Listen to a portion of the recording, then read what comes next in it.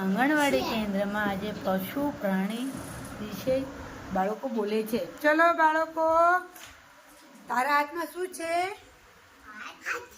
સરસ. તારા હાથમાં મગર.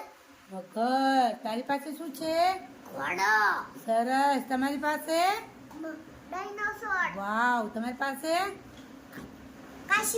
સરસ. તમારી પાસે?